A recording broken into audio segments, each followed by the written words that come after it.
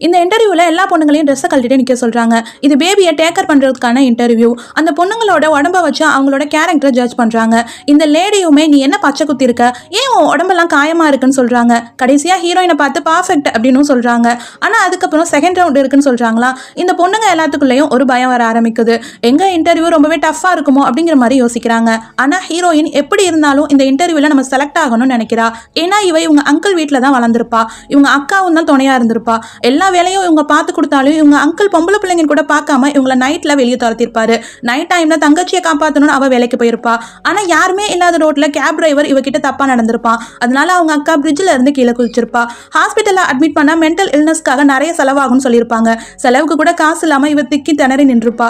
அதுக்கப்புறம் அவங்க அக்காவோட உடம்பு கண்டிஷன் இன்னுமே மோசமா போயிருக்கும். அவளை காப்பாத்துறதுக்காக இந்த வேலையை முக்கியம் அப்படின்னு ஹீரோயின் நினைக்கிறா. இப்ப இன்டர்வியூயோட செகண்ட் ரவுண்டுக்கு போறாங்க. இந்த ரவுண்ட்ல அவங்களோட ட்ரெஸ்ஸிங் சென்ஸை வச்சு அவங்கள செலக்ட் பண்றாங்க. ஒவ்வொரு ஆளையா அவங்க செலக்ட் பண்ணிக்கிட்டே வராங்க. கிட்டத்தட்ட 4 ஆளை செலக்ட் பண்ணிடுறாங்க.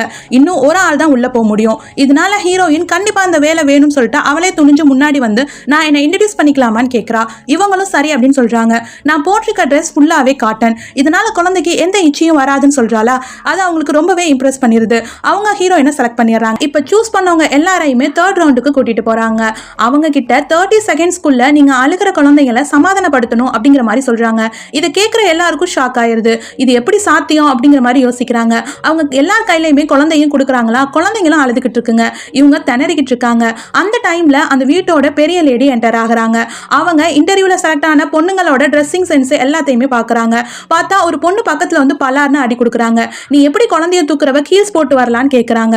இன்னொரு பொண்ணுக்கும் அடி. நீ எப்படி இப்படி மேக்கப் போட்டு வர அப்படின்னு கேட்கறாங்க. அதுக்கப்புறம் நீ என்ன மயக்கவா வந்தன்னு இன்னொரு பொண்ணுக்கும் அடி கொடுத்துட்றாங்க.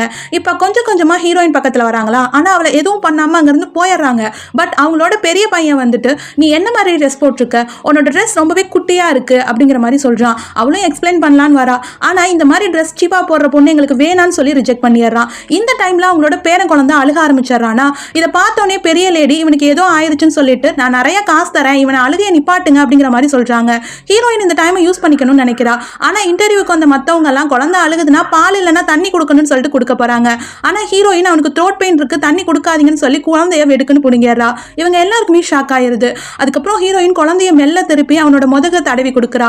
அந்த பையனும் வாமிட் எடுத்துறான். ஹீரோயினுக்கு நிம்மதியாயிருது.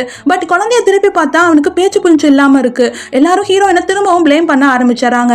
அங்க வர டாக்டர் அந்த வாமிட்ல இருந்து ஒரு துணியை எடுத்து காய்ச்சாரு. அதுக்கப்புறம் குழந்தையும் திரும்பவும் அழுக ஆரம்பிச்சாரானா. அப்புறம் தான் எல்லாருக்குமே புரியுது இந்த பொண்ணு நம்ம பேபியை சேவ் பண்ணியிருக்கான்னு சொல்லிட்டு.